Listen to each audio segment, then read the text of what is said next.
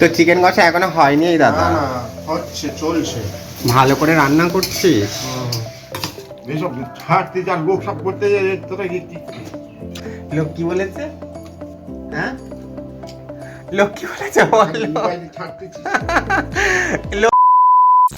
তো hello guys, আবারও চলে এসেছি নতুন একটা ভিডিও নিয়ে। তো আজকে সকাল থেকেই হচ্ছে বৃষ্টি, আর এদিকে বৌদি করছে রান্না। এটা মনে হয় চচ্চড়ির সবজি কাটা আছে, আর এদিকে মাছের তরকারি হয়ে গেছে, মানে মাছের ঝোল।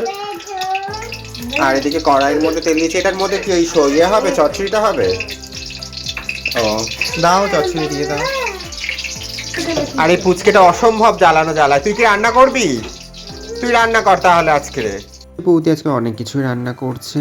তো যাই হোক, আমি এখন চলে এসেছি ছাদে। হালকা বৃষ্টি পড়ছে, বাট অনেকদিন পর ছাদে এসেছি। ছাদটা পুরো স্লিপ হয়ে আছে, হালকা হালকা ঝিরঝির করে বৃষ্টি পড়ছে। কিন্তু আমি দেখতে এসেছি চারিদিকে জল টল কেমন জমেছে, না আদিও জমেনি। এই যে আমাদের ঘরের পিছনটা, মানে পেছনের দিকটা, আমাদের ঘরের পিছনে, এটা একদম আমাদের সামনে, মানে ওটা পেছনে আর এটা সামনেটা। ভালো লাগে। মাঝে মাঝে বিকালের টাইমটা ছাদে আসতাম আগে, এখন আসা হয় না। যাই হোক, ছাদ থেকে নিচে নেমে একটু ফ্রেশ হয়ে আমি একটু রোজগারের মতো টোনার লাগিয়ে চলে এসেছিলাম খেতে নিচেতে। আর নিচে বাবার পাশে বসে গেছে খেতে। আজকের আমাদের দুপুরের লাঞ্চের মেনু ভেন্ডি আলু দিয়ে মাছের ঝোল, চিকেনের তরকারি, আর হচ্ছে পাঁচমিশালি সবজি। বাবা যেহেতু চিকেন খায় না, তো মাছ আর পাঁচমিশালি সবজি দিয়েই ভাত খাওয়া স্টার্ট করে দিয়েছে। আর এদিকে মাও খেতে বসে গেছে, তার সাথে বৌদি আর আমাদের পুখি, মানে আমাদের দাদার মেয়ে।